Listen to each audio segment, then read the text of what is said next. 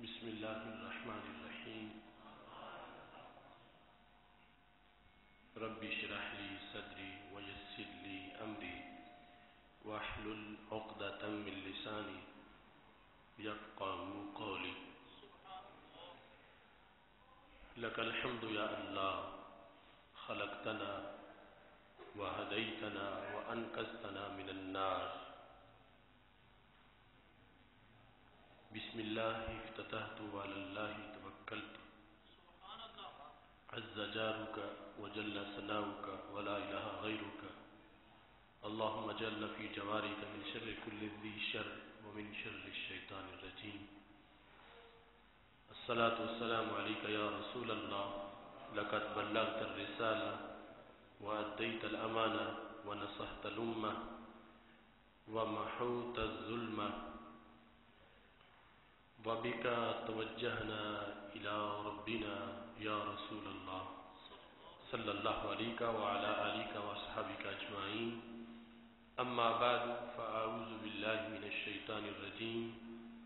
بسم الله الرحمن الرحيم وإلهكم إله واحد صدق اللہ العظیم وصدق رسولہ النبی الکریم الامین ان اللہ وملائکتہ یصلون علی النبی یا ایہا الذین آمنوا صلوا علیہ وسلموا تسلیما الصلاة والسلام علیک یا سیدی یا رسول اللہ وعلی آلک واصحابک یا حبیب اللہ مولاي صلی وسلم دائما ابدا على حبيبك خير الخلق كلهم منزه عن شريك في محاسنه فجوهر الحسن فيه غير منقسم يا أكرم الخلق مالي من ألوذ به سواك عند حلول الحادث العمم محمد تاج رسل الله قاتبة محمد صادق الأقوال والكلم محمد ذكره روح لأنفسنا محمد شكره فرد على الأمم رب صل وسلم دائما أبدا على حبيبك خير الخلق كلهم نغمہ توحید سے اب ہر طرف چھاتے چلو نغمہ توحید سے اب ہر طرف چاہتے چلو پھر صدائے یا نبی سے سینہ گرماتے چلو بستی بستی سے چلو پھر قافلہ در قافلہ غلبہ دین نبی کے علم لہراتے چلو اللہ تبارک و تعالی جل جلالہ وعم نوالہ واتم برہانہ وعظم شانہ وجل ذکرہ وعز اسمہ کی حمد و ثنا اور حضور سرور کائنات مفخر موجودات زینت بزم کائنات دستگیر جہاں غم گسار زماں سید سروراں حامی بے قسام قائد المرسلین خاتم النبیین احمد مجتبی جناب محمد مصطفیٰ صلی اللہ علیہ وآلہ وصحابہ وبارک وسلم کہ دربار گوہربار میں ہدیہ درود السلام عرض کرنے کے بعد رب ذوالجلال کے فضل اور توفیق سے 5ویں عقیدہ توحید سیمینار کا دن بالکل قریب آ گیا ہے کل انشاءاللہ لاہور کی سرزمین پر ریلوے اسٹیڈیم میں نماز عشاء کے بعد ادارہ صراط مستقیم پاکستان کے زیر اہتمام 5واں عقیدہ توحید سیمینار منعقد ہو رہا ہے یہ اللہ کا فضل ہے اس کی توفیق ہے کہ ہم نے تسلسل کو برقرار رکھا پہلا عقیدہ توحید سیمینار جب ہوا تھا تو اس کی کچھ لوگوں کی طرف سے بہت زیادہ مخالفت کی گئی اور ان کا یہ خیال تھا کہ شاید اس کے بعد یہ سلسلہ رک جائے گا لیکن اللہ کے فضل سے اور اس کی توفیق سے نہ سلسلہ تنظیمی طور پہ رکا اور نہ ہی تحقیقی طور پہ رکا، اور آپ 5واں عقیدہ توحید سیمینار منعقد ہو رہا ہے۔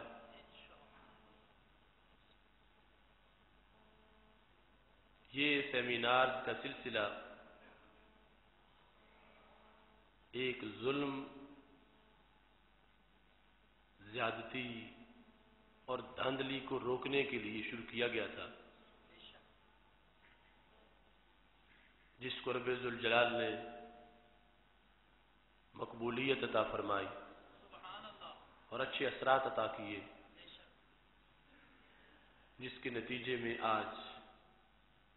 ہمارے دلوں کو سکون ہے کہ ہم نے حق کی خاطر جو قدم آگے بڑھائے اور سفر شروع کیا، اللہ تعالیٰ نے اپنے فضل و کرم سے ہمارے لیے آسانیاں پیدا کی اور اس کے نتائج اچھی شکل میں عطا فرمائے۔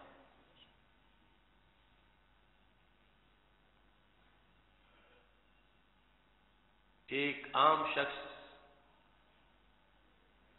کی بات کو جب اس کے پیچھے جھٹلایا جائے تو یہ بھی ایک ظلم ہے، اور وہ لوگ جو اس امت کے ماڈل رول ہیں اور جن کا ایمان ہمارے لیے معیار ہے، صحابہ کرام رضی اللہ تعالیٰ عنہم، جب ان کے نظریات کے بارے میں کوئی یہ کہنا شروع کر دے کہ وہ شرکیہ نظریات اور بدعت پر مشتمل ہے، تو یہ بہت بڑا ظلم ہے۔ اور پھر انبیاء کرام علیہ السلام کی دعوت اور رسول اللہ صلی اللہ علیہ وسلم اور قرآن مجید کی جو تعلیمات ہیں انڈائریکٹ ان کے بارے میں، اور پھر پوری امت کا جو 14 صدیوں میں نظریہ رہا ہے، اس کے لحاظ سے اگرچہ ان بڑے لوگوں کا نام لیے بغیر ان کے نظریے کا رد انہی کا ہی رد بنتا ہے، اور ہمارا بعد والوں کا نام لے کر بھی رد کیا جاتا ہے۔ تو اس ظلم اور زیادتی پر چپ رہنا بڑا مشکل تھا، اور اگرچہ ہمیں یہ بھی احساس تھا کہ جن کے زرد نظریے کو ہم نے رد کرنا ہے ان کے پیچھے حکومتیں ہیں، اور اس دھاندلی کی وجہ سے ہی تو وہ حجاز پر قابض ہوئے ہیں کہ امت کو مشرک قرار دے کے اور پھر اپنے آپ کو اپنی خدمات توحید کے لیے پیش کر کے جواز انہوں نے فراہم کیا۔ لیکن اللہ کا فضل ہے کہ ہماری ناتواں آواز کو اللہ نے توانائی عطا فرمائی، اور 4 سیمینار اس وقت ریکارڈ پر ہیں، اور جو اصول ہم نے معیار الوہیت کا پیش کر کے بحث کو شروع کیا، آج تک اس کا جواب نہیں آیا، اور انشاءاللہ قیامت تک جواب نہیں آئے گا۔ اور امت پر جو صحابہ کرام رضی اللہ تعالیٰ عنہ سے لے کر آج تک کے نظریے پر تیر مارے جا رہے تھے اور مسلم امہ کو لولہان کیا جا رہا تھا، اس ظلم سے بچانے کے لیے ہم نے اپنے حصے کی چھوٹی سی کوشش کی ہے، اللہ نے اس کوشش کو اپنے فضل سے بہت بڑا بنا دیا۔ آج ایک یہ ہے کہ یہ کہہ دیا جائے کہ مسلم امہ امت ہی نہیں رہی، صرف چند بندے ہیں ایمان والے، اور ایک یہ ہے کہ مسلم امہ کو امہ مان کے پھر اس کے مسائل کا حل سوچا جائے۔ جو ہمارے مخالف کمپنی ہے ان کے نظریات کا مطلب یہ ہے کہ اس وقت پوری دنیا میں صرف چند لوگ توحید والے ہیں، اور اکثریت مشرک ہو چکی ہے، اور مشرک بھی وہ جو ابو جہل سے بڑے مشرک ہیں معاذ اللہ۔ ہماری سوچ یہ ہے اور قرآن و سنت کا پیغام یہ ہے کہ امت آج بھی اپنے عقیدہ توحید و رسالت پہ موجود ہے، لیکن اس میں کمزوری آ گئی ہے۔ وہ کمزوری ریاکاری کی وجہ سے، وہ کمزوری حب دنیا کی وجہ سے، وہ کمزوری مادہ پرستی کی وجہ سے امت اس حالت میں ہے کہ اسے امت مصطفیٰ علیہ السلام کہا جائے۔ ایسے نہیں ہے کہ یہ امت کہلانے کی ہی سزاوار نہ رہے، کہ ان کو امت مصطفیٰ علیہ السلام کہنا ہی درست نہ ہو، ایسا نہیں ہے۔ اور اگر یہ مان لیا جائے کہ مشرک ہو گئے تو پھر مشرک تو امت ہی نہیں ہوتا، یعنی امت بمانا جو امت اجابت ہے، مشرک رسول اللہ صلی اللہ علیہ وسلم کا امت ہی نہیں ہوتا، مشرک تو امت سے خارج ہوتا ہے۔ امت کو امت مان کے پھر اس کی ریفارمیشن اور اصلاح کی ضرورت ہے، اور اس کی حمد آئی ہے کہ آج کی بیماری شرک جلی کی نہیں، شرک خفی کی ہے، اور شرک خفی کے لحاظ سے ہم سب کو جہاد کی ضرورت ہے، ریاکاری کے خلاف جہاد، حب دنیا کے خلاف جہاد۔ اور رسول اللہ صلی اللہ علیہ وسلم نے جو فرمایا تھا اس سے ہمیں جو طریقہ ملتا ہے تحریک کا، اسلام کی نشت ثانیہ کا اور غلبہ اسلام کا، اور پھر اسلام کو ہر طرف غالب کرنے کا، وہ طریقہ بھی یہی ہے کہ یہ امت ہے امتی، لیکن اس میں بدعملی آنا شروع ہو گئی ہے، عمل کے لحاظ سے پیچھے رہ گئی ہے، لیکن عقیدے اور ایمان کے لحاظ سے آج بھی اس بات کی حقدار ہے کہ اسے امت رسول علیہ السلام کہا جائے۔ آگے کمزوری کا علاج کرنا ضروری ہے، اور یہی بات ابن ماجہ شریف میں درجنوں ماخذ میں موجود ہے کہ جب ہمارے آقا صلی اللہ علیہ وسلم نے فرمایا یوشک ان تداعی علیکم الامم کما تداعی الاکلۃ الی کسأتھا، کہ وہ زمانہ آ جائے گا کہ میری امت پلیٹ بن جائے گی، اور یونائٹڈ نیشنز وہ یوں ہوں گے، ایک دوسرے کو بلا کے لے آئیں گے کہ چلو چل کے کھائیں، اور امت آگے ہاتھ بھی نہیں اٹھا سکے گی، چونکہ پلیٹ سے تشبیہ دی تو پلیٹ تو کھانے والوں کو نہیں روکتی، جس کا جتنا چاہتا ہے جہاں جہاں سے وہ کھا لیتا ہے۔ فرمایا ایسی امت بن جائے گی میری۔ تو صحابہ نے پوچھا یا رسول اللہ صلی اللہ علیہ وسلم من قلت نحن یومئذ، امت اس وقت چھوٹی ہوگی تو پلیٹ بن جائے گی، یعنی اتنی طاقت ہی نہیں کہ کسی کو روکے کہ پیچھے ہٹ جاؤ، کیا امت چھوٹی ہو جائے گی؟ یہ باقاعدہ پوچھا گیا تو ہمارے نبی علیہ السلام نے فرمایا بل انتم یومئذ لکثیر، امت تو آج سے کہیں بڑی ہوگی، امت چھوٹی نہیں ہوگی۔ اور اگر ہماری مخالف کمپنی کی جو شرک کی ہے کمپین وہ صحیح ہوتی تو سرکار فرماتے کہ صحابہ تم امت کا نام لیتے ہو، چند بندے بھی نہیں بچیں گے اس وقت، امت کہاں ہوگی؟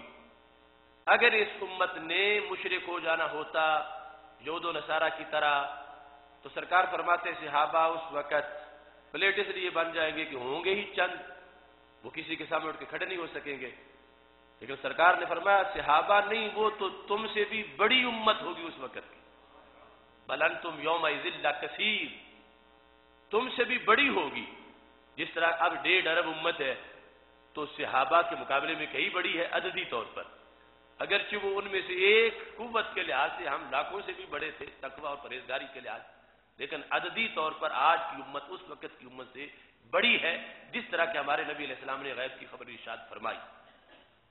تو صحابہ نے پوچھا یا رسول اللہ صلی اللہ علیہ وسلم پھر ایسی کیوں ہوگی کہ دشمن اپنے حصے کے لقمے بنا کے امت کو کھا جائیں گے، ان کے وسائل ہڑپ کر جائیں گے؟ تو ہمارے نبی علیہ السلام نے پھر بھی نہیں فرمایا کہ چونکہ مشرک ہو چکے ہوں گے تو اس واسطے زور توحید ہی نہیں رہے گا، فرمایا نہیں اصابہم الوہن، ان کو ایک بیماری لگ جائے گی، وہ کیا ہے؟ وہن۔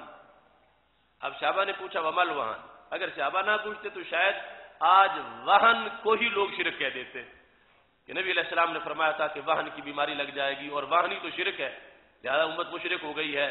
اور یہ میلاد منانے والے الصلاۃ والسلام علیکہ یا رسول اللہ کہنے والے اور نیت کر کے مدینہ شریف جانے والے اور یہ سارے مشرک ہو چکے ہیں معاذ اللہ۔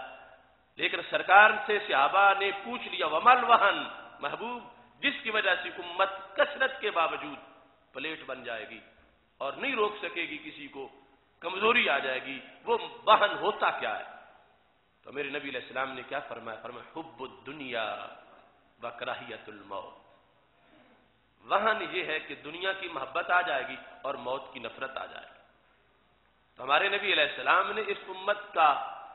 مرض شرک کو بیان نہیں کیا، شرک جلی کو، بلکہ اس کا مرض ریاکاری کو بیان کیا، حب دنیا کو بیان کیا۔ اس کا مرض رب ذوالجلال کے فضل سے ہمارے آقا صلی اللہ علیہ وسلم نے جو شناخت کی اور اس کا علاج بھی بتا دیا، حب دنیا اور موت سے نفرت۔ یہ ہے وہن کہ امت بڑی ہونے کے باوجود بھی کمزور ہو جائے گی، جس طرح کہ آج امت جو ہے وہ کمزور ہو چکی ہے اور وہ بیماری آ چکی ہے۔ تو اب وقت کا تقاضا کیا ہے کہ جو بیماری ہے ہم اس کے خلاف جہاد کریں، نہ یہ کہ جو بیماری نہیں اس کی خاطر کسی کا آپریشن کر دے۔ اب شرک جلی اس امت کی بیماری نہیں ہے، اور اگر اس کو کوئی لے کے چلے گا تو وہ اس لحاظ سے ڈبل ظلم کر رہا ہے۔ ایک یہ کہ جسے ہیضہ ہے ہی نہیں اسے ہیضے کی دوائی دی جائے، اور دوسرا یہ کہ جس کا درد سر ہے اس کے درد سر کو اگنور کر دیا جائے۔ اب وہ ساری طاقت جو ریالوں کی لگ رہی ہے اس امت پر شرک کا فتویٰ لگانے میں، وہ اگر اس امت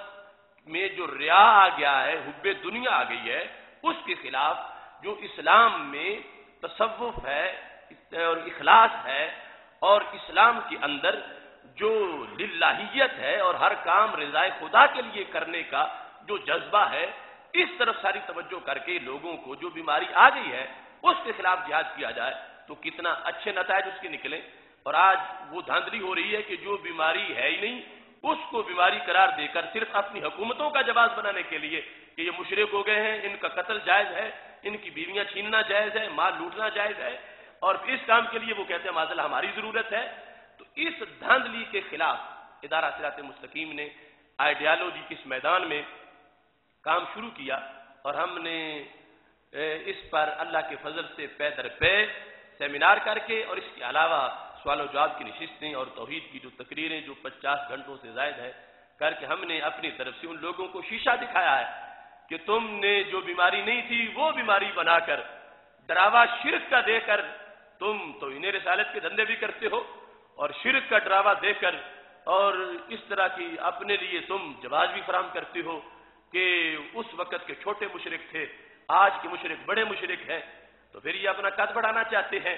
کہ اللہ کے رسول صلی اللہ علیہ وسلم نے ابو جہل کے خلاف جہاد کیا، صدیق اکبر رضی اللہ تعالیٰ عنہ نے ابو جہل کے خلاف جہاد کیا، اور آج ہم جن کے خلاف جہاد کر رہے ہیں یہ ابو جہل سے بڑے مشرک ہیں۔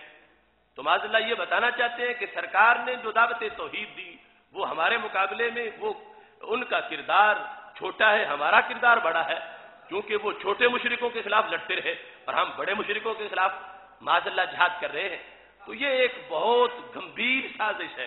اب آپ دیکھتے ہیں نیٹ پر یہاں تک تصویریں آ چکی ہیں کہ مزارات کو میزائلوں سے اڑایا جا رہا ہے اور اس پہ ٹھٹھا مذاق کیا جا رہا ہے، اور پکڑ پکڑ کے لوگوں کو ذبح کر کے مسلمانوں کو ساتھ نعرہ تکبیر بلند کیا جا رہا ہے، اور اس کو مونوتھیزم اور توحید کہا جا رہا ہے اور اللہ کی وحدانیت کے ساتھ اس کو تعبیر کیا جا رہا ہے۔ تو انسان کے بس میں جتنا ہو ظلم کے خلاف آواز اٹھانا اس پہ لازم ہے، ورنہ قیامت کے دن اسے گونگا شیطان کہا جائے گا۔ اس واسطے ہم نے کہا کہ وہ انجینئرڈ فتویٰ ہے شرک کا جو ذاتی مقاصد کے لیے بلا جواز امت پہ لگا دیا گیا۔ اللہ کے فضل سے امت کل بھی امت توحید تھی اور امت آج بھی امت توحید ہے۔ اب جن وجوہات کی بنیاد پر وہ فتویٰ لگاتے ہیں ان میں سے ایک وجہ یہ ہے کہ برکت اور تبرک کے حصول کے لیے کسی جگہ جانا، وہ کہتے ہیں کہ برکتیں اللہ دیتا ہے اور اسی سے مانگنی چاہیے، اور کسی اور جگہ جو اس نیت سے جاتا ہے وہ معاذ اللہ ان کے فتوے کی زد میں آتا ہے۔ اور پھر مساجد ثلاثہ، مسجد نبوی شریف، مسجد حرام شریف اور مسجد اقصی شریف، ان میں بھی جو برکت کا کنسپٹ ہے یہ ان کے نزدیک نہیں ہے۔ ان میں بھی جو نماز پڑھنے سے ثواب میں کثرت ہوتی ہے حدیث کے اندر، اس کو وہ مانتے ہیں، اور اس نیت سے وہاں جانا باقی تبرک اور برکت کے لیے تو حجر اسود کو ہاتھ لگانا بھی ان کے نزدیک ناجائز۔ حج کی غلطیاں جو انہوں نے شائع کی ہوئی ہیں اس میں غلطی یہ بھی ہے کہ اگر کوئی حجر اسود کو ہاتھ لگا کے سمجھتا ہے کہ میرے ہاتھ میں برکت آ گئی ہے تو یہ حج کی غلطی ہے، کہتے ہیں اس طرح برکت نہیں حاصل ہوتی۔ اب یہ ان کے نظریات، اور دوسری طرف ہم دیکھتے ہیں قرآن اور پھر رسول اللہ صلی اللہ علیہ وسلم کے فرمان اور صحابہ اور پہلے انبیاء علیہ السلام کی دعوت، ان سب کے اندر وہی ہمیں عناصر، خواص اور ورچوز نظر آتی ہیں جو آج بھی اہل سنت و جماعت کے عقیدہ میں موجود ہے۔ کیونکہ وقت مختصر ہے، اس سلسلہ میں یہ آپ کے سامنے بخاری شریف سے پیش کر رہا ہوں کہ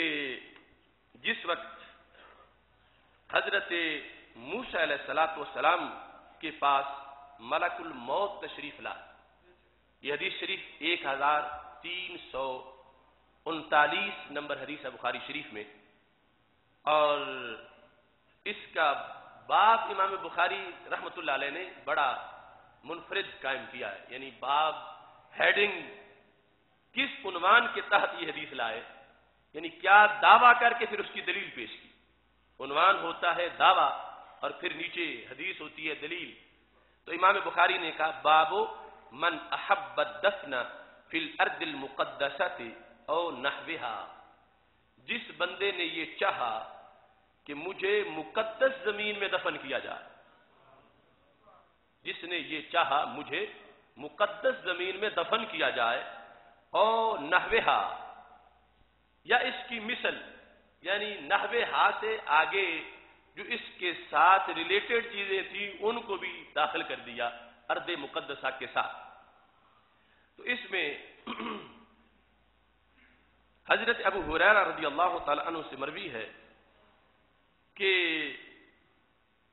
ارسل ملک الموت الی موسیٰ علیہ السلام، کہ فرشتے کو، ملک الموت کو حضرت اسرائیل علیہ السلام، یہ بات یاد رکھیں کہ اللہ کے سارے فرشتے مقدس اور عظیم ہیں، یعنی کسی فرشتے کا مذاق اڑانا اور کسی کا نام اہانت سے لینا یہ ہرگز جائز نہیں ہے۔ تو حضرت ملک الموت علیہ السلام کو رب ذوالجلال نے حضرت موسیٰ علیہ السلام کے پاس بھیجا، فلما جاءہ فکہ، حضرت موسیٰ علیہ السلام کے پاس ملک الموت آئے تو حضرت موسیٰ علیہ السلام نے آگے سے ان کو تھپڑ مار دیا، یہ بخاری شریف ہے۔ فراجع الی ربہ، وہ لوٹ کے واپس چلے گئے، یعنی یہاں کوئی احتجاج نہیں کیا یا آگے سے کوئی مقابلہ نہیں کیا، واپس چلے گئے۔ فقال ارسلتنی الی عبد لا یرید الموت، اے اللہ تو نے مجھے ایسے بندے کی طرف بھیج دیا ہے کہ جو تو موت کا ارادہ ہی نہیں رکھتا، اس کا یعنی کوئی پروگرام ہی نہیں ہے موت کا، ارادہ ہی نہیں ہے موت کا، لا یرید الموت۔ اچھا جی، فرد اللہ علیہ عینہ، تو اللہ نے پہلے تو وہ آنکھ درست کر دی جو نکل گئی تھی حضرت موسیٰ علیہ السلام کے تھپڑ سے۔ اور یہاں یہ بھی پتا چلا کہ دوسرے مقام پر جو لوگ ہم سے بحث کرتے ہیں، جب ہم کہتے ہیں اللہ کے رسول حضرت محمد مصطفیٰ صلی اللہ علیہ وسلم نور ہیں، لباس بشر میں ہیں، وہ کہتے ہیں نور ہوتے تو پھر زخمی کیوں ہوتے؟ نور تو زخمی نہیں ہوتا۔ تو میں کہتا ہوں ملک الموت نور ہیں مگر زخمی ہو گئے تھے، کہ جب حضرت موسیٰ علیہ السلام کا تھپڑ لگا تو نور کی آنکھ باہر نکل گئی، اور پھر اللہ تعالیٰ نے اس آنکھ کو لوٹایا۔ تو نور جس وقت لباس بشر میں ہو تو پھر تقاضے بھی بشری ہوتے ہیں، آداب بھی بشری ہوتے ہیں۔ اب یہاں رب ذوالجلال نے کہا ارجع، تم واپس چلے جاؤ۔ اب دیکھو اللہ کے کلیم کا مقام اللہ کے دربار میں کتنا ہے کہ رب نے کوئی ناراضی کا اظہار بھی نہیں کیا اور کہ ہوتے کون ہو میں بھیجوں اور تم آگے سے مارو، اللہ تعالیٰ نے ایسا کچھ نہیں فرمایا، بلکہ ان کی آنکھ کو درست کر کے فرمایا ارجع، تم پھر جاؤ، فقل لہ، انہیں جا کے کہو۔ اب اس کی شروحات میں محدثین نے لکھا کہ اصل میں ملک الموت میں انہوں نے پہلے اجازت نہیں مانگی تھی، تو اس بنیاد پر آگے یہ حادثہ ہو گیا، تو انہیں چاہیے تھا کہ پہلے اجازت مانگتے اور پھر آگے جاتے۔ اب یہاں رب ذوالجلال کی جو اگلی گفتگو ہے اس سے بھی پتہ چلتا ہے کہ اللہ تعالیٰ نے کسی ناراضگی کا اظہار نہیں کیا، بلکہ ان کے اس انداز کو ناز سے تعبیر کیا گیا۔ اللہ کے دربار میں اللہ والوں کے ناز ہوتے ہیں، تو رب ذوالجلال نے حضرت موسیٰ علیہ السلام کی طرف جب جبریل علیہ السلام کو، اسرائیل علیہ السلام کو بھیجا، فرمایا جاؤ تم، فقل لہ، انہیں جا کے کہو، یدا یدہ علی متن ثور، وہ بیل کی پشت پہ ہاتھ رکھیں. فَلَهُ بِكُلِّ مَا غَطَّتْ بِهِ يَدُهُ بِكُلِّ شَعْرَةٍ سَنَةٍ. تو ہاتھ کے جتنے نیچے بیل کی پشت کے جتنے بال آئیں گے ہر بال کے بدلے ان کو 1 سال عمر بڑھا دی جائے گی. یہ کہہ کے بھیج دیا. قال اے رب، اب وہ آ گئے حضرت اسرائیل علیہ السلام اور آ کے پیغام دیا کہ اللہ یہ فرما رہا ہے کہ اگر تم اس وقت جانے کا ارادہ نہیں رکھتے تو پھر یہ متبادل ایک صورتحال ہے، تو اس میں بہت زیادہ عمر بڑھ جائے گی. تو اب آپ کا کیا اس سلسلہ میں رائے ہے؟ اب دیکھو کہ اب بھی ان پہ یہ بات مسلط نہیں کی گئی، بلکہ پھر بھی اختیار دیا گیا کہ جو چاہو شک اختیار کر لو. قال اے رب ثم ماذا. حضرت موسیٰ علیہ السلام نے کہا اے اللہ جب یہ سال گزر جائیں گے اتنے تو پھر کیا ہوگا؟ قال ثم الموت، تو پھر موت ہوگی. قال فلان، اگر پھر ہے تو پھر اب ہی ٹھیک ہے. اب انہوں نے فلان کہہ دیا، لیکن انہوں نے کہا ایک اے اللہ میری ریکویسٹ ہے، میری وہ شرط پوری کر دی جائے اور پھر موت آ جائے. وہ کیا ریکویسٹ تھی؟ فسأل اللہ ان یدنیہ من الارض المقدسۃ، کہ مجھے ارض مقدسہ کے قریب کر دیا جائے. موت آئے تو وہاں آئے، جو ارض مقدسہ ہے مجھے اس کے قریب کر دیا جائے. کتنا رمیتم بحجر، فرمایا کہ بس اتنا ہی درمیان میں فاصلہ رہ جائے کہ انسان کھڑا ہو کے پتھر پھینکے تو جتنا دور جاتا ہے اتنا ہی فاصلہ رہ جائے، زیادہ نہ رہ جائے. اب پتھر تو زیادہ دور نہیں جا سکتا، مطلب یہ ہے کہ مجھے ارض مقدسہ کے قریب کر دیا جائے. اچھا جی، رسول اللہ صلی اللہ علیہ وسلم نے جب یہ صحابہ کو بتایا تو ہمارے نبی علیہ السلام نے ساتھ یہ بھی فرمایا، فلو کنت ثم، اگر میں وہاں ہوتا، یعنی اب تو ہوں صحابہ تمہارے سامنے مدینہ شریف میں، اگر میں وہاں ہوتا، یعنی جہاں معراج کی رات میں نے گزرتے ہوئے سرخ ٹیلے کے پاس سے مررت عند الکثیب الاحمر رأیت موسیٰ قائما یصلی فی قبرہ، وہ اپنی قبر میں کھڑے ہو کے نماز پڑھ رہے تھے تو میں نے ان کی قبر دیکھی ہوئی ہے. اگر میں وہاں ہوتا صحابہ تو پھر لَأَرَيْتُكُمْ قَبْرَهُ إِلَى جَانِبِ الطَّرِيقِ، میں دکھاتا تمہیں قبر حضرت موسیٰ علیہ السلام کی جو اللہ نے ان کو قریب کیا تھا اور پھر بھی سال ہوا تھا. میں تمہیں ان کی قبر دکھاتا سرخ ٹیلے کے پاس، عند الکثیب الاحمر، سرخ ٹیلے کے پاس میں تمہیں ان کی قبر دکھاتا. ایک حدیث میں الی جانب طور، طور کی جانب میں، ایک ہے الی جانب الطریق، راستے کی طرف. ہمارے آقا صلی اللہ علیہ وسلم نے یہ فرمایا. اب یہاں پر امام بخاری رحمۃ اللہ علیہ نے جو اس سے سمجھا تو انہوں نے یہ ہیڈنگ دی کہ مرنے کی جگہ میں بھی فرق ہے. ایک ہے عام جگہ میں مرنا، ایک ہے مقدس جگہ میں مرنا. تو اگر انسان پر سب سے سخت چیز تو موت ہی ہے، تو اگر مقدس جگہ میں انسان پہ موت آتی ہے تو اس جگہ کی برکت اس کے شامل حال ہو جاتی ہے. اگرچہ اللہ کے نبی تو برکتیں بانٹتے ہیں اور وہ جس جگہ جائیں اس جگہ کو برکت مل جاتی ہے، لیکن ایک ہے انفرادی برکت، ایک ہے اجتماعی برکت، کہ ارض مقدسہ میں پہلے ہی نبیوں کے مزارات ہیں اور وہاں پر برکتوں کے کئی میلے ہیں اور اجتماعی طور پہ برکتیں موجود ہیں. تو یہ چاہتے ہیں کہ میری بھی برکت ہے لیکن جو پہلے اتنے ہیں ان کی برکتیں بھی ہیں، تو ارض مقدسہ میں مجھے جگہ مل جائے. انہوں نے یہ تقاضا کیا. یہ سوچ ہے حضرت موسیٰ علیہ السلام کی، جو ایک نبی کی سوچ ہے اور وہ برکتوں کے محور ہیں، اور ظاہر ہے کہ وہ ید بیضا اور ان کی صورتحال جو اللہ کے نبیوں حضرت عیسیٰ علیہ السلام کے معجزے اور حضرت موسیٰ علیہ السلام کا عصا اور یہ ساری برکتیں خود نبیوں میں موجود ہوتی ہیں، لیکن ارض مقدسہ کے اندر انہوں نے جو ظاہر کیا کہ میرا یہ خیال ہے، اللہ نے ویسے کر دیا. اور امام بخاری نے ترجمۃ الباب اس پہ قائم کیا کہ یہ برکت کے حصول کے لیے یہ چاہتے ہیں کہ مجھے اس جگہ پہ دفن کیا جائے. اس پر شارحین بخاری نے پھر تبصرہ کیا کہ ایسا کیوں ہوا؟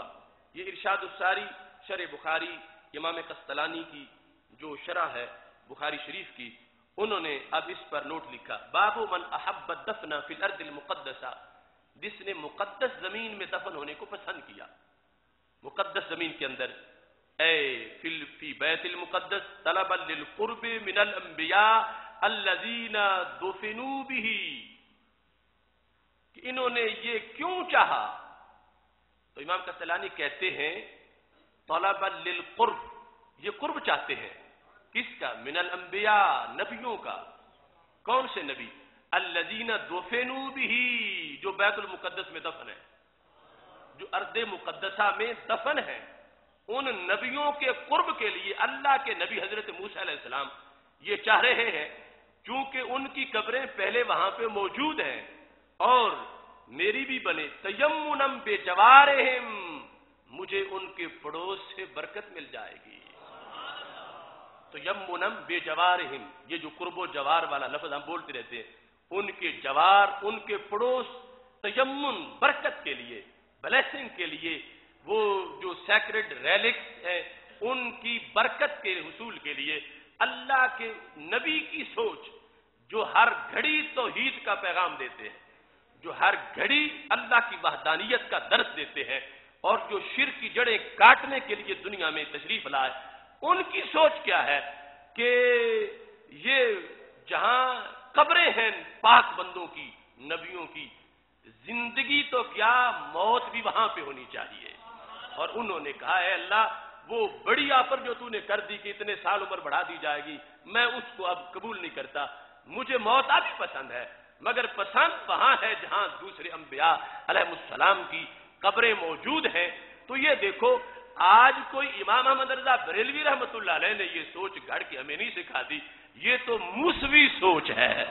اور مصطفی سوچ ہے کہ سید عالم نور مجسم شفیع معظم صلی اللہ علیہ وسلم صحابہ کے مجمع میں بیان کر رہے ہیں، حضرت ابو ہریرہ رضی اللہ تعالیٰ راوی ہیں، صحیح بخاری شریف میں موجود ہے، اور امام بخاری نے اوپر ٹائٹل بھی یہی بنا دیا ہے۔ اور من احب دفنا کا تقاضا کیا بنتا ہے؟ ٹائٹل دینے کا مطلب یہ تھا کہ یہ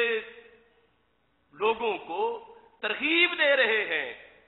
کہ جو پسند کرتا ہے کہ میں کسی مقدس جگہ میں دفن ہوں، ناجائز نہیں کر رہا، نبی کی سنت پوری کر رہا ہے۔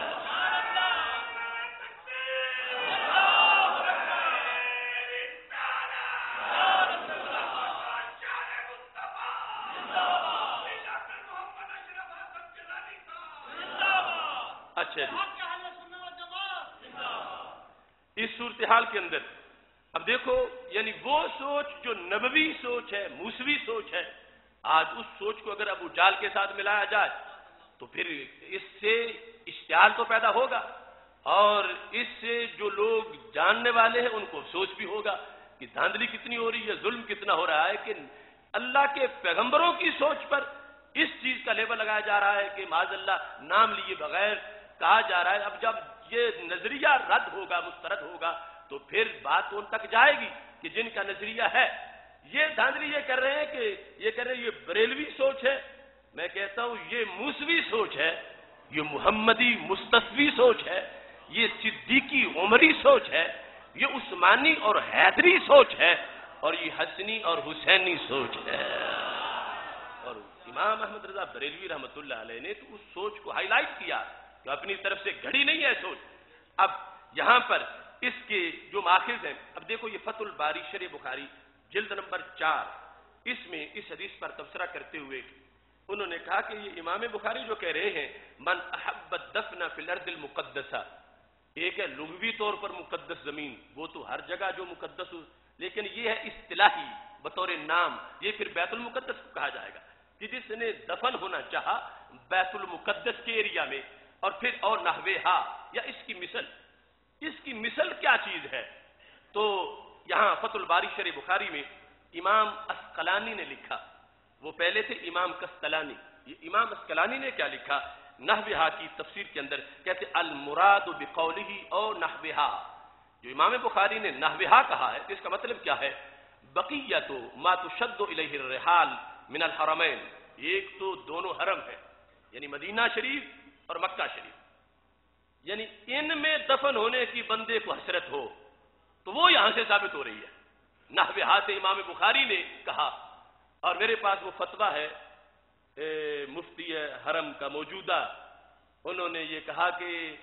مکہ شریف اور مدینہ شریف میں دفن ہونے کا کوئی فائدہ نہیں ہے. لہٰذا جن لوگوں کے بندے فوت ہو جاتے ہیں اور میتیں اٹھا کے بھاگ پڑتے ہیں مدینہ شریف اور مکہ شریف، ان لوگوں کو اپنے ضلعوں میں روکا جائے.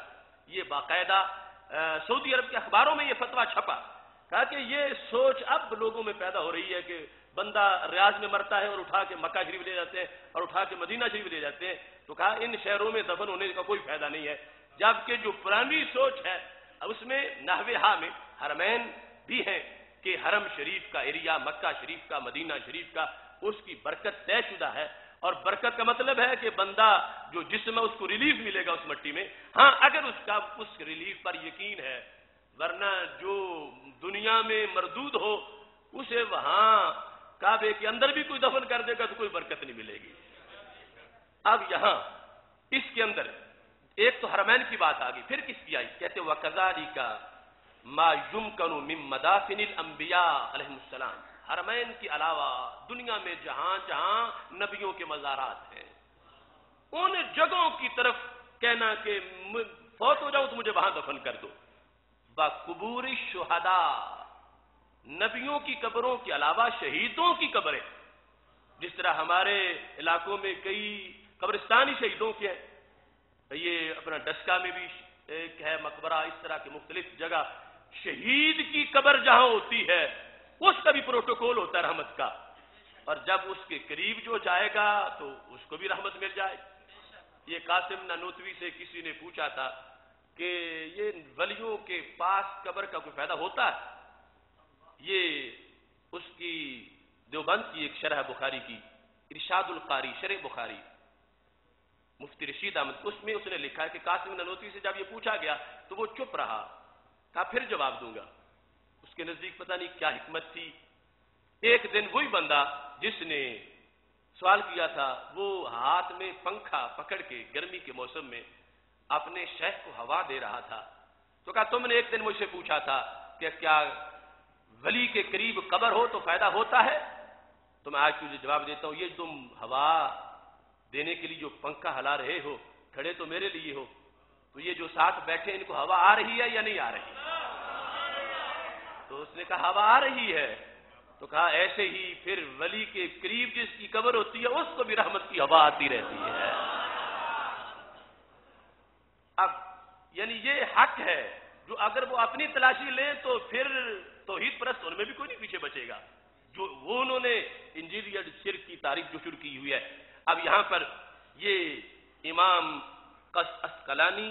852 ہجری میں جن کا وصال ہوا، ان کی کتاب کے یہ 266 صفحے پر انہوں نے امام بخاری کی اور نحو ہا کی تفسیر میں یہ لکھ دیا کہ حرمین شریفین ہی نہیں، نبی جہاں جہاں بھی آرام فرمائیں، انبیاء علیہ السلام کی قبریں ہوں، شہداء کی قبریں ہوں، اور والاولیاء، ولیوں کی قبریں ہوں، ولیوں کی جہاں جہاں قبریں ہوں. پھر کہتے ہیں تیمنا بالجوار وتعرضا للرحمت، پڑوس کی برکت لینے کے لیے. وتعرضا للرحمت کا مطلب یہ اپنے آپ کو رحمت کے لیے پیش کرنے کے لیے، تعرضا للرحمت، پیش کرنے کے لیے کہ میں بھی رحمت کے لیے پیش ہو جاؤں. النازلات علیہم، جو ان پہ نازل ہو رہی ہے، کن پر؟ نبیوں پر، شہیدوں پر، ولیوں پر، جو ان پہ رحمت نازل ہو رہی ہے، اس رحمت کے حصول کے لیے یہ تمنا کرنا کہ مجھے داتا صاحب کے قریب دفن کر دو، مجھے فلاں ولی کے قریب دفن کر دو. امام بخاری کے لفظ سے یہ امام عسقلانی کہتے ہیں یہ ثابت ہوا. کیسے؟ اقتداء بموسیٰ علیہ السلام. یہ کسی بدعتی کی اقتداء نہیں، یہ تو موسیٰ علیہ السلام کی اقتداء ہے. یعنی نبیوں کے قرب، ولیوں اور شہیدوں کے قرب کی برکت کا عقیدہ رکھنا کہ وہاں زندگی تو کیا موت میں بھی برکت ہے. زندگی میں کتنی برکت ہوگی. تو کہتے ہیں کہ یہ کیوں ہے ابتداء بموسیٰ علیہ السلام. یہ نظریہ تو متوارث نبیوں میں آ رہا ہے. یہ سچا عقیدہ اقتداء بموسیٰ علیہ السلام، حضرت موسیٰ علیہ السلام کی اقتداء کرتے ہوئے یہ آج اگر کوئی شخص کرتا ہے تو من احبا کہہ کے امام بخاری رحمت اللہ علیہ نے یہ دروازہ کھولا کہ من احبا جو بھی چاہے، جو بھی چاہتا ہے، جس کی بھی تمنا ہے، تو اس کے لیے یہاں سے جواز مل رہا ہے کہ وہ اگر یہ کرے گا اس کو بدعتی نہیں کہا جائے گا، اس کو حضرت موسیٰ علیہ السلام کی سنت پہ عمل کرنے والا کہا جائے گا۔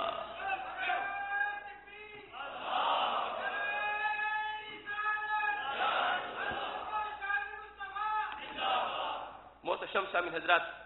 تو یہ بیت المقدس یا جو ایک لفظ میں ہے جانب طور، طور کی دو قسمیں، ایک ہے طور زیتا اور ایک ہے طور ہارون، اور یہاں پھر ترجیح ہے طور زیتا کو۔ اور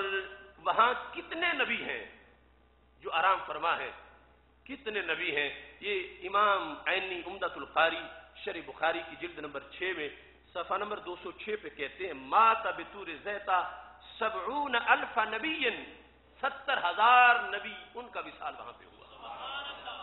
70,000 نبی، 70,000 انبیاء علیہ السلام کا اس جگہ پہ وصال ہوا۔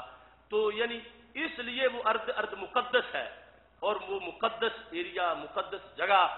اس کی طرف اب یہ چاہتے ہیں کہ برکت تو ان کی اپنی بھی ہے، لیکن کہتے ہیں مجھے، حضرت موسیٰ علیہ السلام کہتے ہیں مجھے اس جگہ کے قریب کر دیا جائے۔ اچھا، اب یہ سارے جو مختلف صدیوں کے محدث ہیں ان کا یہ نظریہ، اور پھر وہ قبضہ گروپ جنہوں نے شرک کا وجود انجینئر ثابت کر کے کہ شرک واقعی آ گیا ہے اور ہماری ضرورت آ گئی ہے، تو ہم اس واسطے اس جگہ پہ قابض ہو رہے ہیں۔ اب انہوں نے اس مقام پہ پہنچ کر کیا لکھا، یہ میرے پاس شرح بخاری ہے محمد بن صالح اسیمین کی، یعنی یہ 3ری جلد ہے صحیح بخاری شریف کی۔ اس کو نجدی لوگ اپنا مجتہد مانتے، مجدد سے کم نہیں مانتے، یہاں تک کہ بن باز جیسے لوگوں نے اس پہ حاشیے لکھے، تشریحات آگے اس کی پیش کی، اور اس پر البانی نے بھی حاشیہ لکھا اس شرح کے اوپر، جو اسیمین نے یہ شرح لکھی، اس پر اس حدیث کے تحت آ کر جس وقت بحث کرتے کرتے اس شخص نے یہاں لکھا، ساتھ یہ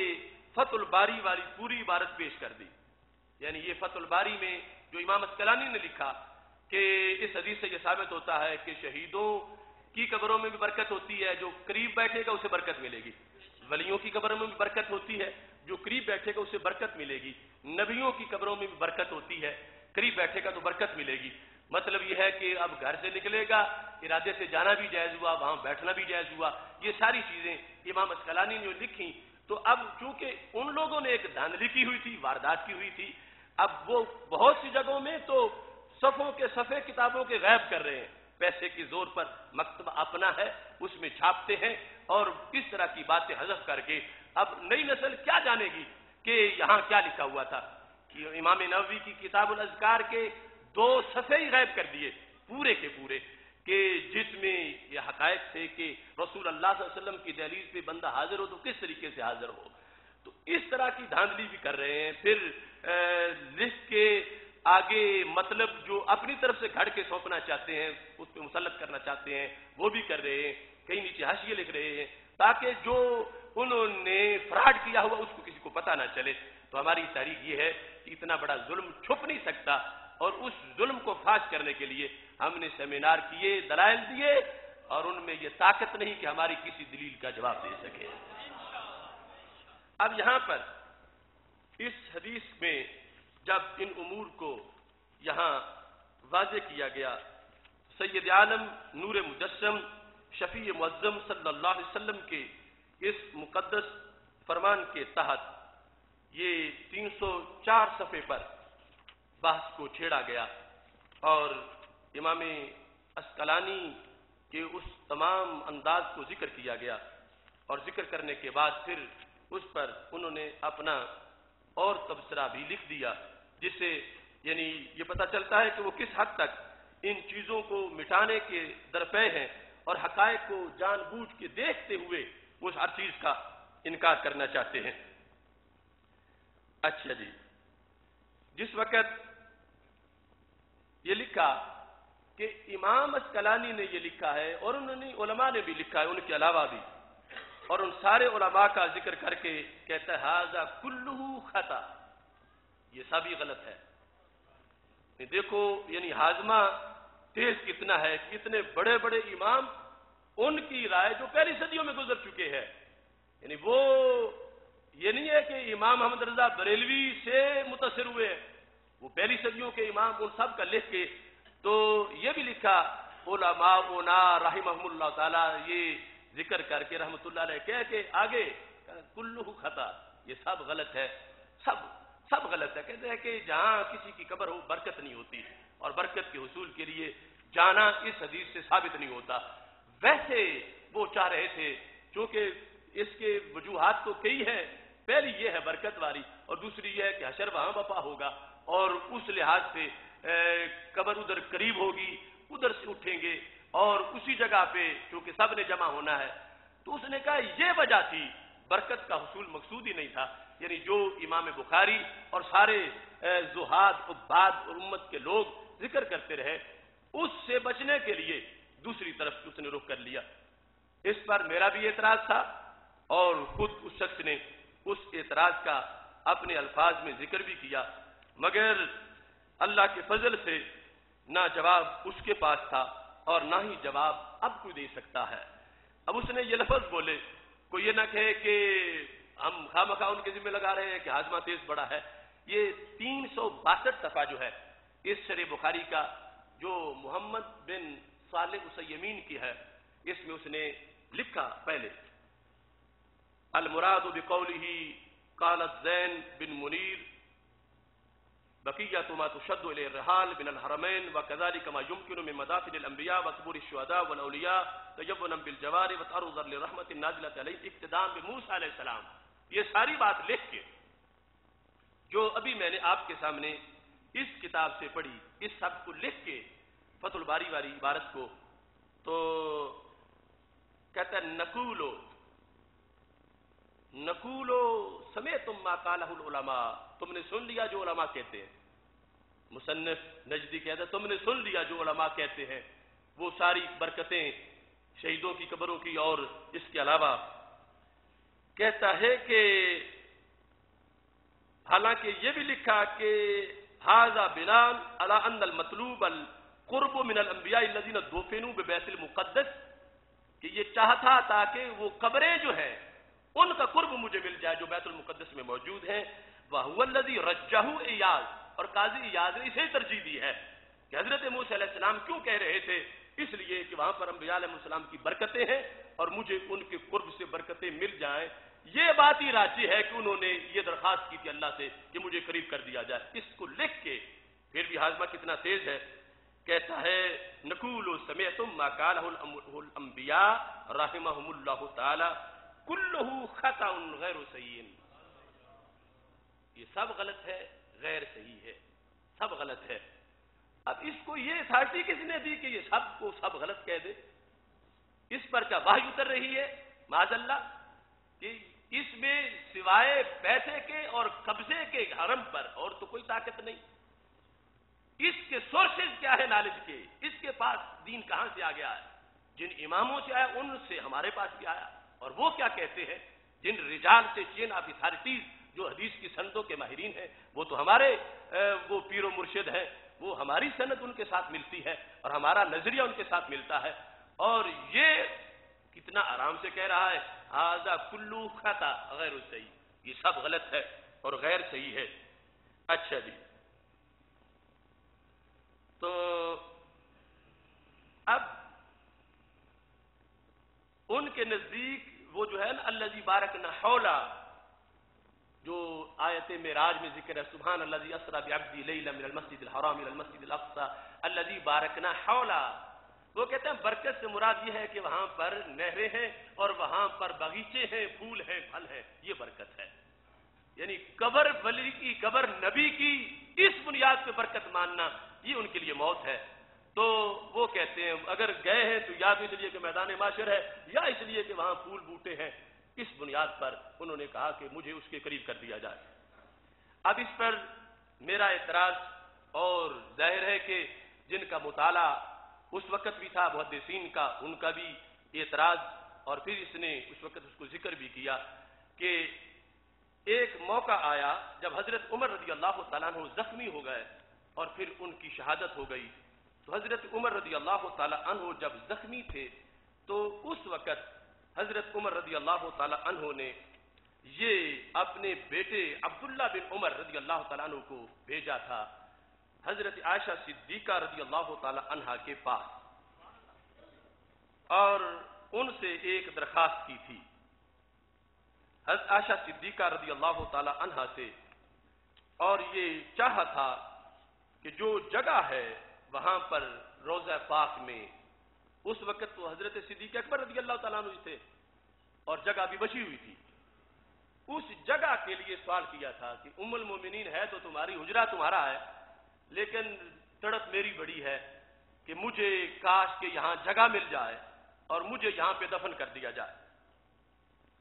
اس کے لیے حضرت عمر رضی اللہ تعالی عنہ نے بھیج دیا حضرت عبداللہ بن عمر رضی اللہ تعالی عنہ کو, تاکہ وہ ام المومنین عائشہ صدیقہ رضی اللہ تعالی عنہا سے پوچھ کے آ جائیں اور اس بنیاد پر آگے وہ اپنی طرف سے حکم نامہ جو ہے وہ صادر کر سکیں.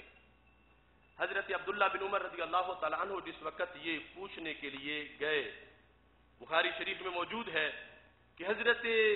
عمر رضی اللہ تعالیٰ عنہ ابن عمر کے انتظار میں بیٹھے تھے. یہ کتاب الجنائز ہے بخاری شریف کی, اور یہ حدیث شریف بخاری شریف سے جہاں سے پڑھ رہا ہوں وہ 1392 نمبر حدیث ہے, اور اس کے علاوہ یہ بخاری شریف میں 3052 بھی ہے, 3062 بھی ہے, 3700 بھی ہے, 4888 بھی ہے, 7207 بھی ہے, یعنی اتنے مقامات پر یہ حدیث شریف بخاری شریف میں موجود ہے. تو عمر بن میمون کہتے ہیں رأیت عمر بن الخطاب رضی اللہ تعالیٰ عنہ قال یا عبداللہ بن عمر اذهب الى ام المؤمنین عائشہ رضی اللہ تعالیٰ عنہا, جاؤ ام المؤمنین عائشہ صدیقہ رضی اللہ تعالیٰ عنہا کے پاس, فقل یقرأ عمر بن الخطاب علیہ السلام, عمر تجھے سلام کہتے ہیں, اور یہ کہا امیر المومنین نہ کہنا, عمر بن خطاب تجھے سلام کہتے ہیں. ثم سلھا, پھر ان سے یہ پوچھو ان ادفن ما صاحبیہ, کہ مجھے رسول اللہ صلی اللہ علیہ وسلم اور حضرت صدیق اکبر رضی اللہ تعالیٰ عنہ کے ساتھ دفن کر دیا جائے, کیونکہ جگہ ان کی ہے, حجرہ ان کا ہے, تو یہ جا کے ان سے پوچھو. یعنی یہ نہیں ہے کہ امیر المومنین ہونے کے لحاظ سے اپنا اثر و رسوخ کہتے کیا حیثیت ان کی, تم مجھے وہاں دفن کر دینا, نہ پوچھنا, بلکہ اتنے عدالت کے تقاضے پورے کیے. پہلے سوال کیا ان سے جا کے پوچھو, اور پھر یہ فرمایا کہ جب روح نکل جائے تو پھر بھی جا کے ان سے پوچھو. ہو سکتا ہے کہ اب عمر زخمی عمر کا بھی روب ان پہ طاری ہو, اور جب روح نکل جائے گی تو پھر تو بالکل فری ہوں گی, پھر بھی جا کے ان سے پوچھنا, اگر اجازت دے تو مجھے دفن کر دینا وہاں پہ, ورنہ مجھے جنت البقیع میں دفن کرنا. اب یہ بھیج دیا. اب حضرت عائشہ صدیقہ رضی اللہ تعالی عنہا کے پاس جب ابن عمر پہنچے تو انہوں نے کیا جواب دیا, کہتے ہیں کنت اریدہ لنفسی, یہ جگہ تو میں نے اپنے لیے رکھی ہوئی تھی, کنت اریدہ لنفسی, میں نے زندگی بھر یعنی جب سے رسول اللہ صلی اللہ علیہ وسلم یہاں جلوہ گر ہوئے تو میں نے سوچا ہوا تھا کہ میری قبر بھی یہیں ہونی چاہیے. کنت اریدہ لنفسی, میں نے اپنے لیے رکھی ہوئی تھی. فلأوسرنہ اليوم علی نفسی, لیکن آج میں عمر کو اپنے اوپر ترجیح دیتی ہوں. ان سے حادثہ ہو گیا ہے, ان کی خدمات اسلام کے لیے بڑی ہیں, تو مجھے جنت البقیع میں دفن کر دیا جائے. جب میں فوت ہوں تو اس جگہ میری اجازت سے عمر فاروق رضی اللہ تعالی عنہ کو دفن کیا جائے. اچھا جی, فلما اقبل, اب جواب لے کے جب حضرت ابن عمر واپس آئے, عمر فاروق رضی اللہ تعالیٰ عنہ کو زخم اتنے گہرے ہیں کہ خون تو بہ ہی رہا تھا, دودھ پلایا گیا تو زخموں سے دودھ بھی بہر نکل گیا. اب ایسی صورتحال میں فلما اقبل, جب آئے عبداللہ بن عمر رضی اللہ تعالیٰ عنہ, حضرت عمر کو اتنی جلدی ہے, کہتے ہیں ما لدیکا, کیا خبر لائے ہو, یعنی مختصر لفظوں میں جامع کہ جلدی جلدی بتاؤ جواب کیا ملا ہے. ما لدیکا, تمہارے پاس کیا ہے, کیا لے کے آئے ہو, میرے بیٹے بتاؤ. ما لدیکا, تمہارے پاس کیا ہے. قال اذنت لک یا امیر المومنین امیر المومنین ام المومنین نے تجھے اجازت دے دی ہے. اذنت لک یا امیر المومنین، انہوں نے تجھے اجازت دے دی ہے. قال، اب یہ تبصرہ سنو، یہ ہماری دلیل ہے. قال، زخموں سے چور عمر، آخری تمنا ان کی کیا ہے؟ کہتے ہیں ما کان شیء اہم الی من ذالک المجہ، آج پوری کائنات میں میرے نزدیک کسی چیز کی اتنی ویلیو نہیں ہے جتنی محبوب کے ساتھ قبر بن جانے کی ویلیو ہے.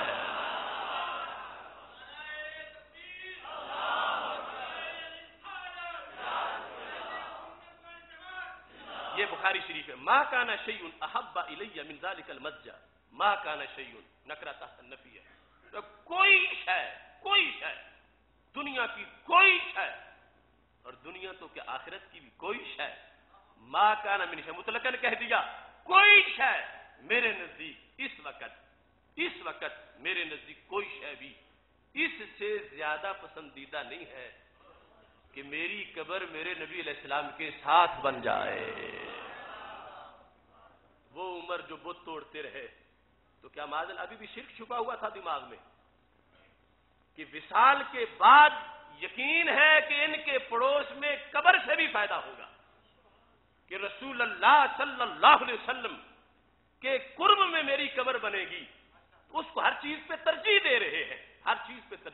ہیں. کہاں حضرت عمر کی عمری سوچ اور کہاں آج کی نجدی سوچ.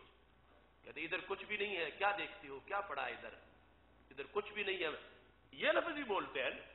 اور حضرت عمر کیا کہتے ہیں، ادھر سب کچھ ہے.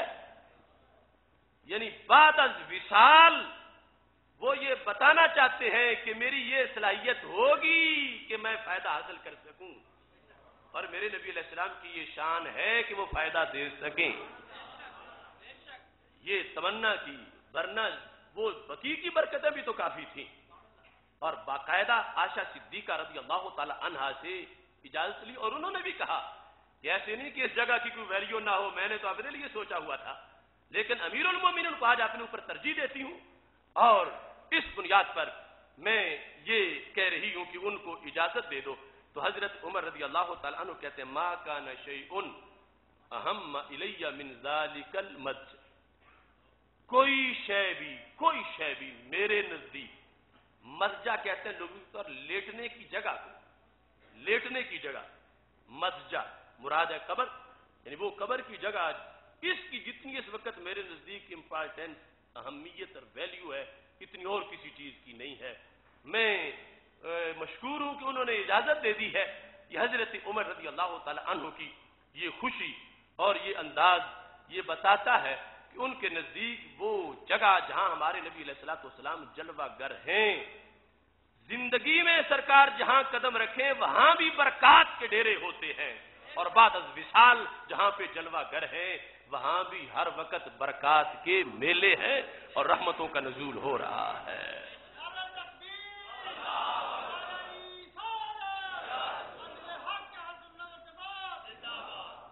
جن کی طرف زندگی میں ان کی نیت سے جانے سے میں روکا جا رہا ہے،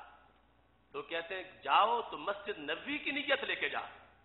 اور روضہ رسول صلی اللہ علیہ وسلم کی نیت لے کر گئے تو کہتے ہیں سفر معصیت ہے، گناہ کا سفر ہے. یہ فتوے میں لکھا ہے انہوں نے کہ جس طرح کوئی چوری کرنے جا رہا ہے تو سفر گناہ کا ہوتا ہے. اگر کسی کی یہ نیت ہے کہ میں یہاں سے گجرانوالہ سے چلا ہوں، میں اللہ کے رسول علیہ السلام کی دہلیز پہ حاضری دینے جا رہا ہوں، اگر یہ نیت ہے تو کہتے ہیں یہ حرام کا سفر ہے، ناجائز کا سفر ہے، گناہ کا سفر ہے. کہتے ہیں نیت یہاں سے مسجد نبوی شریف کی ہونی چاہیے، وہاں ضمناً چاہے تو وہاں بھی چلا جائے، یہاں سے نیت مسجد نبوی شریف کی ہونی چاہیے. تو یہ نیتیں زندہ لوگوں کی مقید کر رہے ہیں. حضرت عمر کی تو میت بھی اس طرف بڑھ رہی ہے،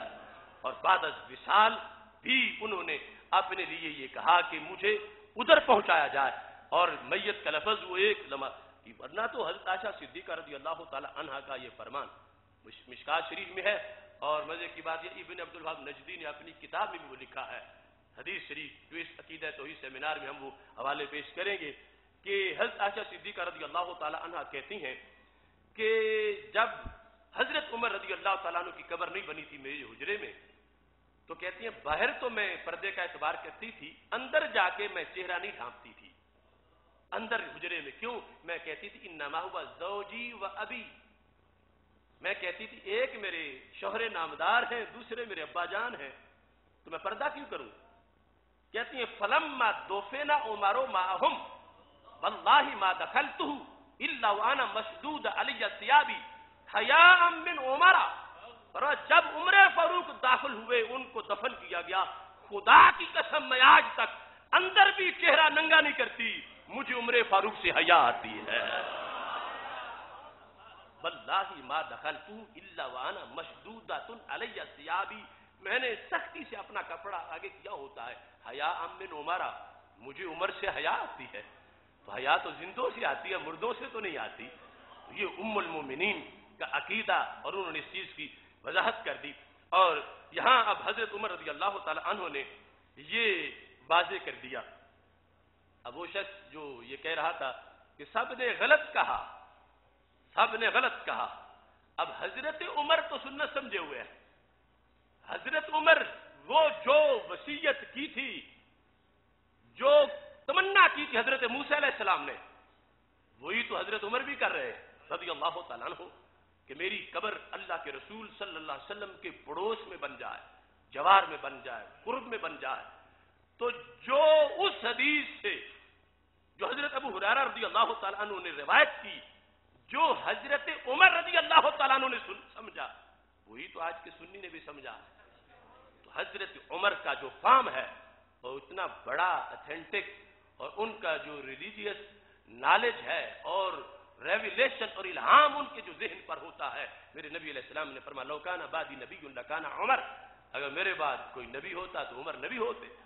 اور ہر امت میں کوئی محدث اور صاحب الہام ہوتا ہے. ان یکو فی امتی احد فانہ عمر، میری امت کا سب سے چوٹی کا ملہم جس کو زیادہ الہام ہوتا ہے وہ حضرت عمر رضی اللہ تعالی عنہ.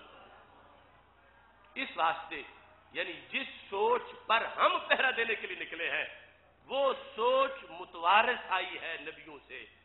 اور ہمارے آقا صلی اللہ علیہ وسلم نے اس کا درس دیا، صحابہ نے اس پہ پہرا دیا، اور ہم اس کے وارث ہیں. اور درمیان میں قبضہ گروپ جو ہے انہوں نے اپنی سوچ گھڑی، اور ہم نے پہلے عقیدہ توحید سیمینار میں جو معیار الوہیت بیان کیا، اور دوسرے میں اور 100 آیات پیش کر دی مجموعی طور پر کہ جو ان کی تعریف توحید ہے، قرآن مجید کی 100 آیات اس کو مسترد کرتی ہیں، اور جو ہماری تعریف توحید ہے الحمد سے لے کر والناس تک پورا قرآن اس کی حمایت کرتا ہے.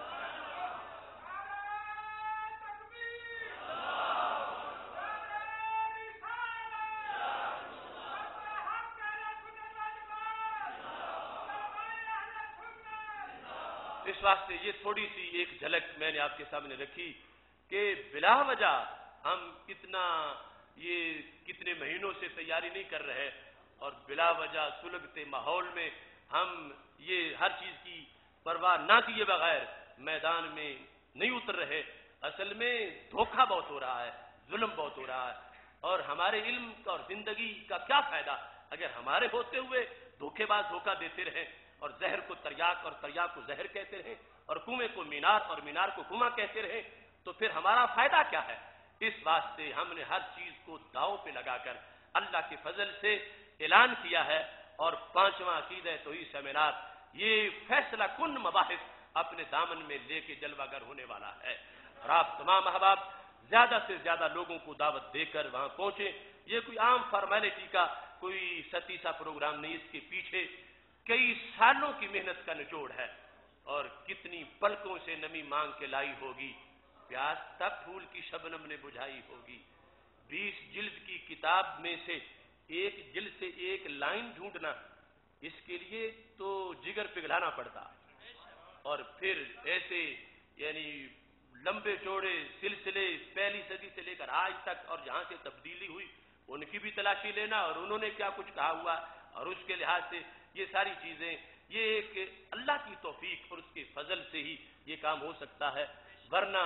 اس طرح کے سارے مراحل بڑے مشکل ہیں. میں ادارہ صراط مستقیم کے کارکنان کو، معاونین کو، منسلکین کو بھی مبارکباد دیتا ہوں. لوگ سمجھتے تھے کہ ایک ہی عقیدہ توحید سیمینار ہوگا، نہ آگے انتظام کر سکے، نہ ان کے پاس کوئی توحید کی تقریر ہوگی، ان سنیوں کو تو توحید آتی نہیں ہے. ان کا خیال تھا کہ ان کے پاس دوسرے عقیدہ توحید کا بھی کوئی مٹیریل نہیں ہے، اللہ کے فضل سے ہم 5واں عقیدہ توحید بیان کر رہے ہیں،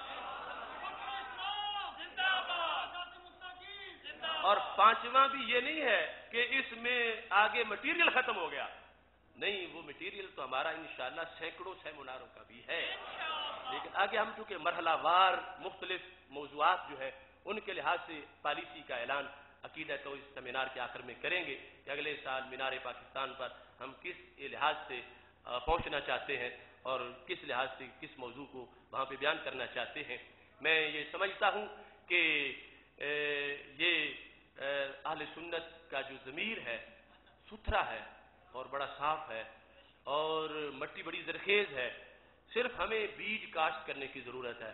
اور اگر ہم سستی میں بیج نہ کاشت کر سکے تو پھر فصل کا انتظار کیسے کر سکتے ہیں؟ تو یہ ہم اس میں پیریڈ میں بیج کاشت کرنے میں یہ پہلا ادارہ صراط مستقیم کے جو منشور کے 4 مراحل ہیں ان میں سے پہلا ریفارمیشن آف کریڈ یعنی اصلاح عقیدہ، اس مرحلہ سے ہم گزر رہے ہیں۔ اس کے ساتھ دوسرے وہ جزوی طور پر ہیں، یہ کلی طور پر اس کو بیان کیا جا رہا ہے، اور میں جو اس وقت پورے ملک میں اللہ کے فضل سے چاروں صوبوں میں آزاد کشمیر میں ایک اٹھان ہے، جذبہ ہے اور پرووکنگ انداز ہے، اس کو دیکھ کر میں ممبر پہ بیٹھے ہوئے اللہ کے فضل سے یہ کہہ رہا ہوں، پھر سے سنی چاند کا چہرہ عیاں ہونے کو ہے، پھر سے سنی چاند کا چہرہ عیاں ہونے کو ہے، اور پھر سے سنی قوم کا جذبہ جواں ہونے کو ہے، پھر سے سنی چاند کا چہرہ عیاں ہونے کو ہے، اور پھر سے سنی قوم کا جذبہ جواں ہونے کو ہے، رنگ لائیں گی میرے اسلاف کی بیتابیاں، بد عقیدہ طائفہ ذلت نشاں ہونے کو ہے۔ کل کے سیمینار میں انشاءاللہ سینکڑوں علماء و مشائخ بھی شرکت فرما رہے ہیں۔ ہمارے آستان عالی حضرت کیلم والا شریف سے حضرت پیر سید محمد عظمت علی شاہ صاحب المعروف چند جی سرکار، اور شرق پور شریف سے میاں ولید احمد صاحب، اور علی پور سیدہ شریف سے پیر سید کرامت علی حسین شاہ صاحب، دیگر بے شمار آستانوں سے بکی شریف سے پیر سید محمد نوید الحسن شاہ صاحب، اور پاکستان سنی تحریک کے سربراہ ثروت اعجاز قادری صاحب، اور تنظیم المدارس کے صدر اور روز ہلال کمیٹی کے سربراہ مفتی محمد منیب الرحمان صاحب، اور اس طرح کے چاروں صوبوں سے مقتدر علماء مشائخ سب شرکت کر رہے ہیں۔ بیک وقت اتنے پرنور چہروں کو دیکھنے کا موقع بھی ملے گا، اور ان کے افکار اور عقیدہ توحید سیمینار کے اس خصوصی مقالہ کو سننے کا موقع بھی ملے گا۔ اس واسطے زیادہ سے زیادہ دوستوں کو ساتھ لے کے وقت پہ پہنچے، کیونکہ ٹائم تھوڑا ہے، اور اس میں جو پروگرام ہے شیڈول کے مطابق مقالہ شروع کرتے بھی ہمیں بہت سے دیگر چونکہ ذرنی خیالات ان سے استفادہ کی بھی ضرورت ہے، تو آپ وقت پہ پہنچیں گے تو سارا پروگرام وقت پہ شروع ہو جائے گا، اور اس میں ضرور ان لوگوں کو ساتھ لائیں جو تمہیں تانے دیتے ہیں کہ تم بدعتی ہو، تم قبر پرست ہو، قبر پوجیے ہو، قبوری ہو، ان کو ساتھ لے کے آئیں، اللہ فضل کرے گا، ان کے 14 طبق بھی روشن ہو جائیں گے۔ الہی پر اثر میری دعا کر، بجاہ مصطفیٰ خیر الورا کر، خدا بندہ دعا میری یہی ہے، میرے ممتاز غازی کو رہا کر۔ انشاءاللہ مسجد رضا مجتبیٰ مرکز اہل سنت، یہاں سے قافلہ روانہ ہوگا صادق روڈ سے بھی، اور محمد منیر قادری صاحب، حافظ محمد امین صاحب، ادارہ کے دیگر احباب، ان سب سے رابطے میں رہیے، اور اپنے طور پر جو انفرادی طور پہ جانا چاہتے وہ بھی ضرور پہنچے۔ اللہ سب کا حامی و ناصر ہو۔ وآخر دعوانا الحمدللہ رب العالمین۔